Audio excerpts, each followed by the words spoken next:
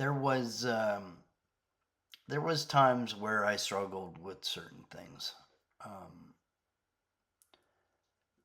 Being isolated in a town where most of the people that I would maybe hang out with were alcoholics made it a little more difficult to quit drinking. But the thing is, once I realized that it wasn't just the alcohol consumption I needed to quit, it was a company of people that were never going to be good for me to be a better person. Um, there are people, narcissists especially, that I always thought I could help them, and being kind and loving to everyone is good, yes, and you should be good and loving to all. But there are those that will only use and abuse, and so discernment is important because the people that are suffering that need your attention, um, they aren't using you. Um, they're not abusing you, and they do need help and care. Like someone who just can't feed themselves or their children or something, as opposed to a drug addict that is just using and abusing to get more drugs. Or just in general, a narcissist is a very unhealthy person, and they are very attracted to empath based sort of persons that want to help and heal everyone. Because whereas we see them as people having a problem, they see us as loving, kind people, and they consider that our foolish traits, which are actually our strengths.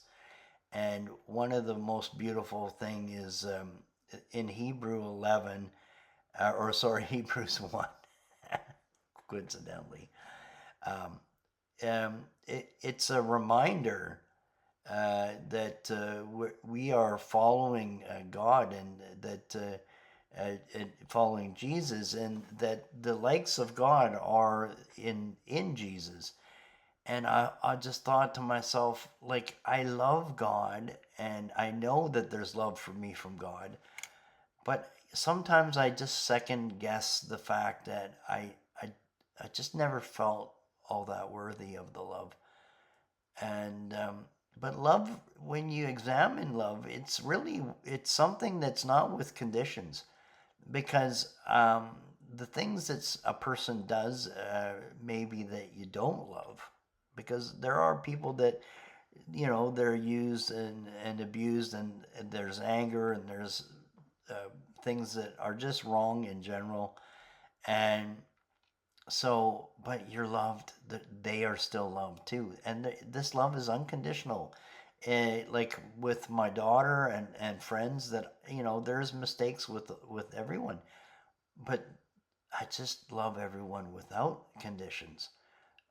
But the doors that get closed are, will I sit with them? Will I allow certain people into my life that are just there to use and abuse and harm? No, I can see them. I know which ones they are.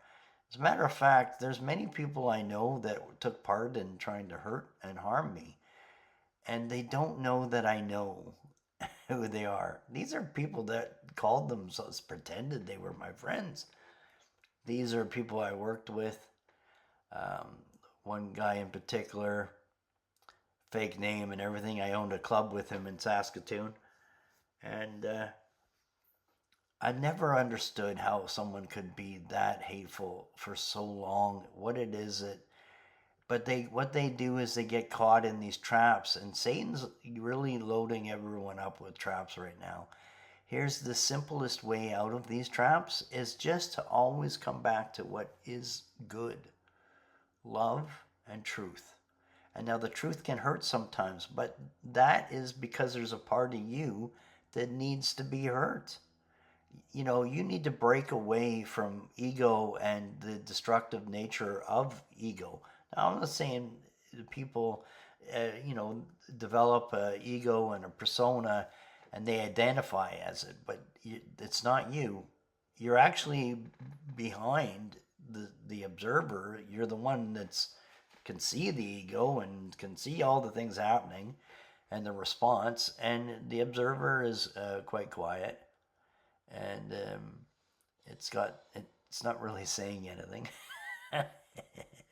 It's just watching you examine, and you know you can actually you can take the place of examining, the persona, the ego, and all the things happening, and then look at what's watching that. Who's thinking, what's the thought pattern behind that, and it's just watching. It's interesting. The take on what it is to be a better person is usually that the things that are hurting you are actually not hurting you, they're hurting ego. And so just move move that aside, step out of that. It's pain. And when it comes to quitting alcohol and quitting drugs and quitting anything, it's if it's on your mind all the time, like people that are trying to quit alcohol, and I don't know Alcoholics Anonymous works. It wouldn't work for me because every day everyone's talking about alcohol is making me, I'm jonesing for a beer when I hear all that great conversation, even though it's sad. I'm out of that now. I just would never drink again. I just won't. It's of no interest at all. But if you surround yourself, in the bad part of it, and the bad is in your mind all the time, it's the same thing. So if it's good, the good stories are good or bad, it's on your mind. What you want to get to is a neutral spot and just let both sides of it just fade out of your life entirely.